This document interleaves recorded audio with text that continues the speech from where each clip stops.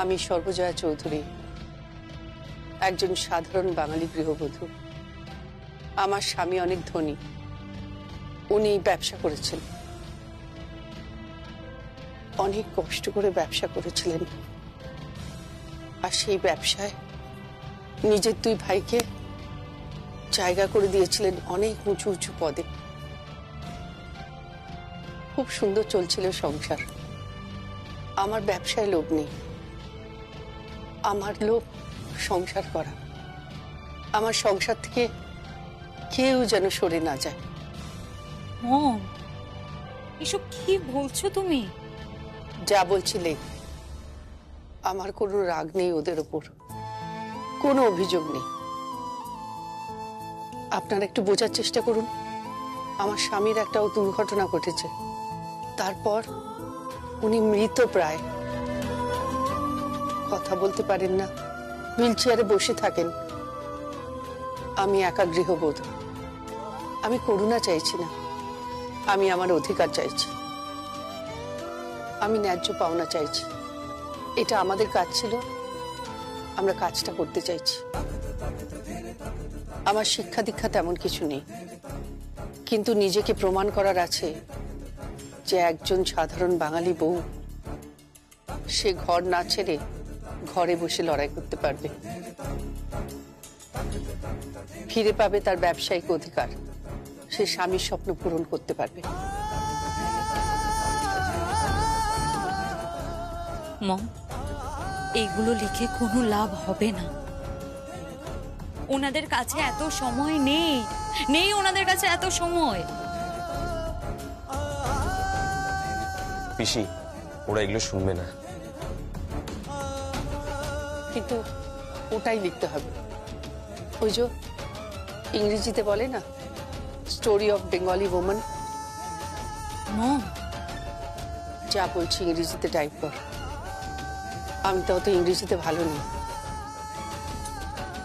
করছি, কিন্তু মম এসব করে কোনো লাভ হবে না। যা বলছি কর।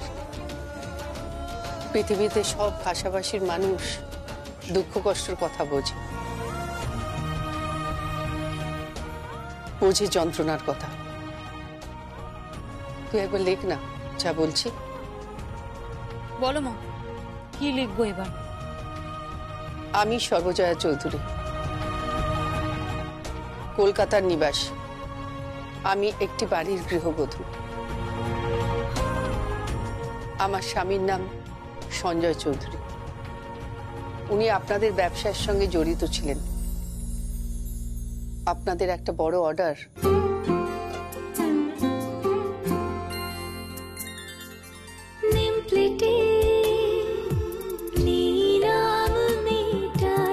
সাজালো রূপ কথা সংসার বেমানা, ব্যালকনি ক্যাকটাস মুন্তার, চিলে কোঠায় হাঁসফাঁস, জানলায় আব ছায়া মুখ, ভালোবাসার চিরকুট ইহিয়া।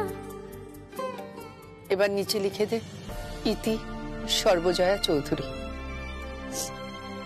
রিগার্ডস, সর্বজয়া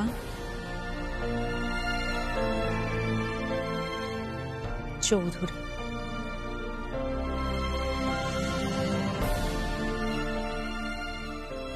কিন্তু মম, উত্তর আসবে না। আমি বলছি তোমাকে, এর উত্তর আসবে না। মম, ওনাদের কাছে এত সময় নেই, ওনাদের সময় নেই মম। এগুলো সেন্টিমেন্ট, পাতি সেন্টিমেন্ট মম। আমি বিশ্বাস করি না যে পৃথিবীতে সব সেন্টিমেন্ট মরে গেছে। তাহলে তো সর্বজয়ারাও মরে যাবে, আর সর্বজয়া যদি মরে যায় সেদিন পৃথিবী থাকবে না। ঠিক আছে, আমি সেন্ড করব তো।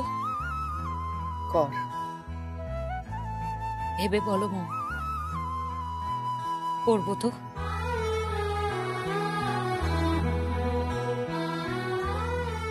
কর। বাঙালি বউয়ের দুঃখ বুঝবে সিঙ্গাপুরের লোক, কেন বুঝবে না?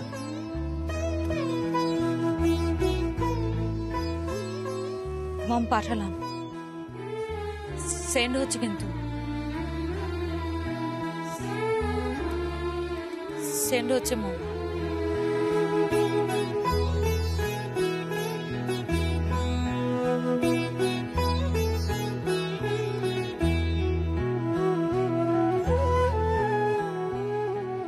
সেন্ড হয়ে গেছে মম।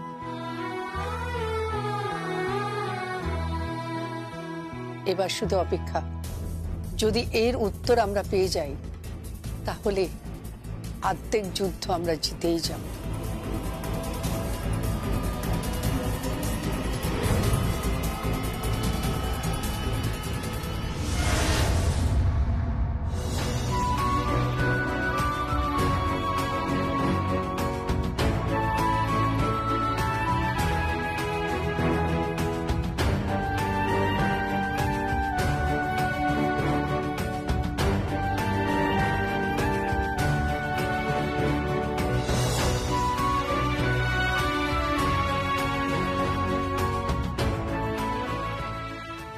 এই নাও তোমার কফি। তুমি আমায় কফি দিচ্ছ? হ্যাঁ, একটু পরে ডিমের পৌঁছো করে দেবো। দাঁড়াও দাঁড়াও দাঁড়াও দাঁড়াও দাঁড়াও, তোমার তো এসব আমাদের জন্য করার কথা না। কেন করছো তুমি এসব আমাদের জন্য? তুমি এদিকে আদালতে যাচ্ছ, এদিকে তুমি আমাকে পোচ দিচ্ছ, কফি সার্ভ করছো, মানে বুঝতে পারলাম না ব্যাপারটা। কোনটা বুঝতে পারলে না? কেন বুঝতে পারলে না বলো? এই যে তুমি কফি সার্ভ করছো, পোচ দিচ্ছ, আবার আদালতেও যাচ্ছ। আদালতে যাচ্ছি একটা অন্যায়ের বিরুদ্ধে লড়াই করতে, তাই বলে তোমার আমার সম্পর্ক তো মিথ্যে হয়ে যাবে না। মানুষ কেন যে কোনো একটা মতানৈক্যের জন্য সম্পর্কটাকে মেরে ফেলতে চায়? আমি কিন্তু সেই মানুষ নই। এটা আমার সংসার। আমি এই বাড়িতে, এই সংসারে সবাইকে নিয়ে থাকতে চাই। তোমরা সবাই আমার আপন। নাও কফিটা খেয়ে নাও, একটু পরে আমি পোচটা করে দিচ্ছি। আমার আবার কুষাণকে বেটতে দিতে হবে। থাক, তোমাকে বেডটি দিতে হবে না, ওর বেডটি আমি নিয়ে যাচ্ছি। বিয়ের এত বছর হয়ে গেল, কখনো তো দাওনি। এবার থেকে দেব। কেন? কারণটা তোমাকে নতুন করে বুঝিয়ে বলার আমার কোনো দরকার নেই, তাই আমি বেডটিটা নিয়ে আসি। তুমি জানো ওর চায়ে কোন পাতা ব্যবহার করি, কতটা চিনি লাগে, কতটা দুধ লাগে? জেনে নেব, শিখে নেব। তুমি যদি এখন ব্যবসার কাজ শিখতে পারো, এতদিন পর বাড়ি থেকে বেরিয়ে আদালতে যেতে পারো, তাহলে আমি সামান্য চা বানানোটা শিখতে পারবো না? ওটুকু বিদ্যে আমার আছে। না না, আমি তোমার বিদ্যেকে ছোট করছি না। তুমি আমার থেকে অনেক বেশি পড়াশোনা করেছো। আমি সাধারণ একটা বাংলা মিডিয়ামে পড়ার মেয়ে, কোনো মতে বিয়েটা পাশ করেছি। তোমার শিক্ষাকে ছোট করছি না। তুমি কোনোদিন যা করনি আজকে হঠাৎ করছো।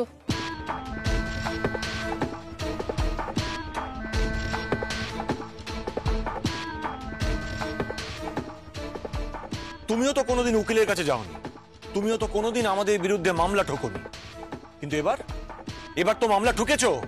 হ্যাঁ, ঠুকেছো তো। মামলা করবে না? মামলা করবে না? কি করবে? এই অবস্থায় আমাকে নিয়ে কি রাস্তায় গিয়ে দাঁড়াবে? বরের এই অবস্থা তোমরা কোনোদিনও কোনো খোঁজ নিয়েছো? তোমার তো কাকা হয়,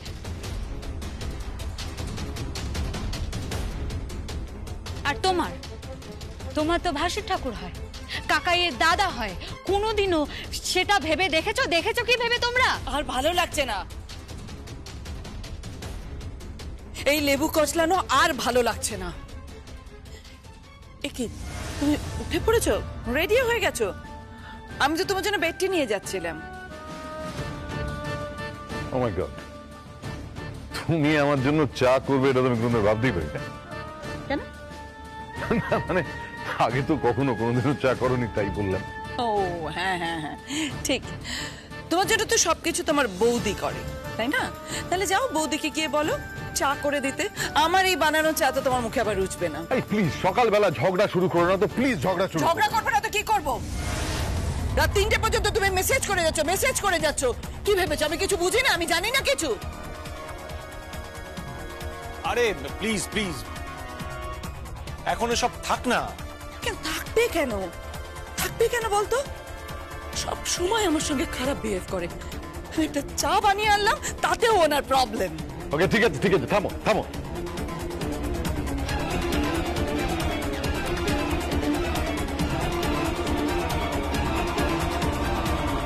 এটা চা হয়েছে?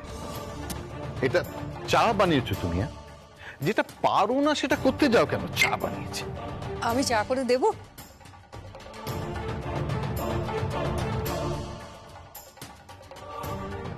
না থাক, থ্যাংক ইউ ভেরি মাচ। আমি বাইরে চা খেয়ে তোমার এই আননেসেসারি উদার হওয়া, এই প্রিটেন্ড করাটা না আমি কিছুতেই মেনে নিতে পারি না। So please don't pretend. আমার মম প্রিটেন্ড করে না, মম খাঁটি। আপাদমস্তক আমার মম খাঁটি, সেটা তোমরা খুব ভালো করে জানো। এত বছর ধরে তোমরা আমার মমকে চেনো। সব সময় আমার মমকে অপমান করে চলেছো তোমরা। একদম করবে না, একদম ছোট করবে না আমার মমকে। যখন যা ইচ্ছে মুখে যা আসছে বলে যাচ্ছ, অপমান করে যাচ্ছ, শাসন করে যাচ্ছ। ইভেন আমিও মমকে যা নয় তাই বলেছি। আর এখন যখন মম ঘুরে দাঁড়িয়ে প্রতিবাদ করার চেষ্টা করছে, তোমাদের সবার গায়ে লাগছে, তাই না?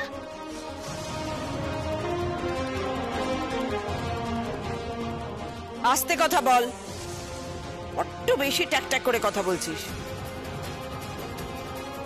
কেন আস্তে কথা বলবো? কেন আস্তে কথা বলবো? কি কারণে আস্তে কথা বলবো? তোমরা এ বাড়িতে আস্তে কথা বলো? তুমি কোনোদিন আস্তে কথা বলো? কাকাই কোনোদিন আস্তে কথা বলেছে? চিৎকার করেই যাচ্ছ। সে তোমাদের ব্যক্তিগত ব্যাপার হোক বা বাইরের কোনো রিলেশনশিপ। শাট আপ সারা। আমার মম ড্যাড সম্বন্ধে তুই একদম কিন্তু এভাবে কথা বলতে পারিস না। আমার মম ড্যাড সম্বন্ধে তুই এভাবে কথা বলবি না।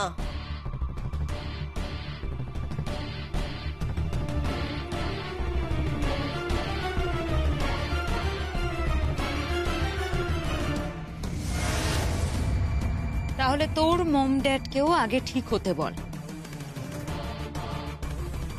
আমার মম ড্যাড কি করবে না করবে, that's none of your business.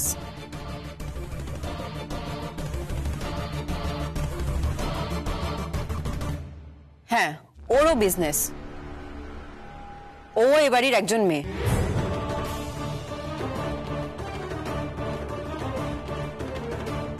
প্রজ্ঞা, আমি কিন্তু কাল থেকে লক্ষ্য করছি তুই খুব উল্টো সিধে গান গাইছিস। ঠিক করছি। জেম্মা, আমার ব্রেকফাস্টটা দাও তো। কিন্তু ব্রেকফাস্ট তো করিনি। কালকে ভাইফোঁটায় কিছু মিষ্টি আছে ফ্রিজে, সেটা খাবি? না না, মিষ্টি খাবো না। অ্যাকচুয়ালি আমি ডায়েট করছি তো অতটা ক্যালোরি ইনটেক করবো না। রাখ তো তোর ক্যালোরি। আবার কি যে তোদের সব এইসব ডায়েটিং না, কিছুই আমি বুঝি না। কিন্তু ব্রেকফাস্ট আমি তোর করিনি। কেন? চিকেন আনা হয়নি। চিকেন আনুনি কেন? আমার মেয়েটা কি না খেয়ে থাকবে নাকি? আসলে আমার কাছে টাকা ছিল না, তাই। বরের ওষুধগুলো তো চলে আসছে, ফিজিওথেরাপিস্টও চলে আসছে, তার বেলা তুমি এই টাকাগুলো কোথা থেকে পাচ্ছ? কেন তোর এমন মনে হলো যে আমার বরের ফিজিওথেরাপিস্টের পয়সা, ওষুধের পয়সা খরচ করব, অথচ ও চিকেন আনবো না? ফিজিওথেরাপি যিনি করছেন ওনার 1 মাসের টাকা বাকি আছে, বলেছেন পরে নেবেন। আর ওষুধের দোকান থেকে ধারে আনছি।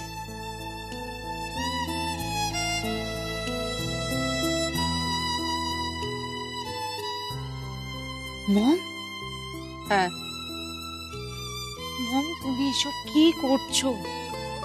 আমাদের বাড়িতে ধার বাকি হয় না। আমি জানি, তুই কোনো চিন্তা করিস না, আমি সব শোধ করে দেব। একবার যখন ব্যবসা শুরু করেছি ও আমি ঠিক শোধ করে দেব। প্রজ্ঞা, তুই একটু বস, আমি জিশানকে বলে না, ওই আমাদের সামনে একটা কালুর দোকান আছে মুরগির, ওখান থেকে আমি চিকেন আনিয়ে দিচ্ছি। থাক, কি আছে বলো, আমি খেয়ে নেব। জ্যাম আর পাউরুটি আছে। ঠিক আছে, আমি তাই খেয়ে নেব। থাক, ওর জন্য তোমায় কিছু করতে হবে না। কেন? কারোর জন্য কিচ্ছু করার দরকার নেই।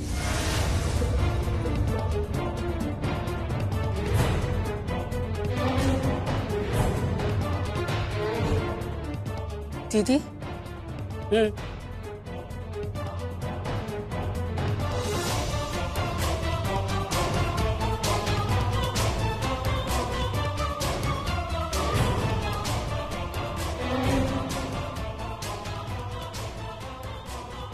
খবর পেলাম অফিসে উকিলের চিঠি এসেছে।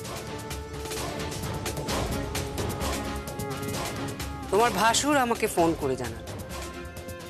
দাদা বাড়ি থেকে বেরিয়ে গেছেন? হুম, 7 সকালে বেরিয়ে গেছে।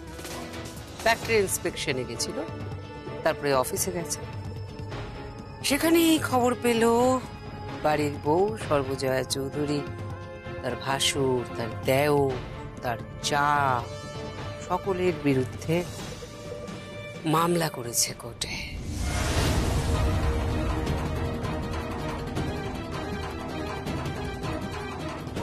কি না ব্যবসার অধিকার। এরপর তুমি প্রজ্ঞার জন্য না পাউরুটিতে জ্যাম মাখাবে, না রাজীবের জন্য পোচ বানাবে, তুমি কিচ্ছু করবে না। তাহলে ওরা খাবে কি করে? সেটা আমাদের ব্যাপার, আমরা করব। আজ থেকে আমাদের চুলো আলাদা হবে।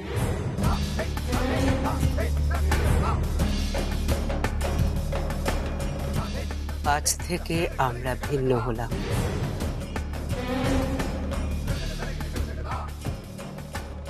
আমরা আলাদা হলাম, সংসার আলাদা করলাম। দিদি, দিদি আমার কথা শোনো। আর কিছু শোনার নেই। রাজীব, হ্যাঁ, তুই একবার উপরে যা। ওপরে গিয়ে একটা লিস্ট কর তো, মাসকা বাড়িয়ে তো কিনতে হবে কিছু। ওকে মম। আর ইউটেনসিলস? কি হবে আর কিনে, এগুলোই থাকবে, এগুলোই আমরা ইউজ করব। আর জয়া ইউটেনসিলস ও অন্য বাসন কোসন কিনে নেবে। আজ থেকে রান্নাঘর আলাদা। ভুল করছো কিন্তু, মস্ত বড় ভুল করছো। এবার কিন্তু সত্যি অন্যায় করছো। আমার সংসারটাকে এভাবে ভাগ করো না। আমার কষ্ট হবে, আমার যন্ত্রণা হবে। স্বামী ও ঘরে অসুস্থ, সেই যন্ত্রণাই আমি সইতে পারছি না। আর একটা যন্ত্রণা দিও না যে আমার কাছের মানুষগুলো আমার থেকে আলাদা হয়ে যাবে। তাহলে কোর্ট থেকে কেসটা তুলছো না কেন? তুমি যখন আমাদের এতই ভালোবাসো, এতই মাথা ব্যথা, তাহলে কেন কেসটা তুলছো না? তুলছি না কারণ আমি আমার স্বামীকে সব ফিরিয়ে দেব। আমার স্বামী কোম্পানির মালিক ছিল, তাকে আমি মালিক হিসেবে দেখতে চাই।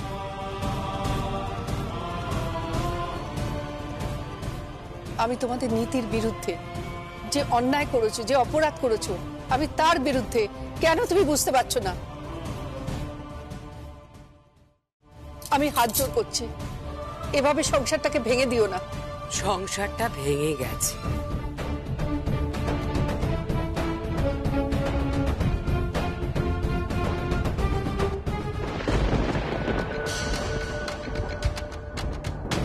কথা দিচ্ছি, সঞ্জয় চৌধুরী নিজের পায়ে উঠে দাঁড়াবে আর ব্যবসা আমরা ফিরে পাবো।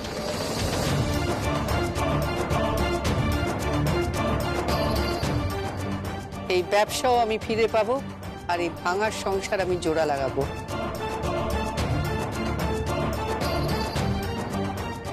নইলে আমার নামও সর্বজয়া চৌধুরী নয়, আমি সঞ্জয় চৌধুরীর স্ত্রী নই।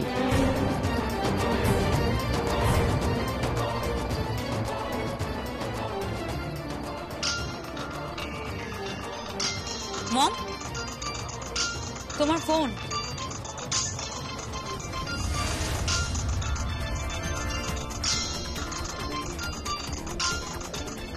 এনো।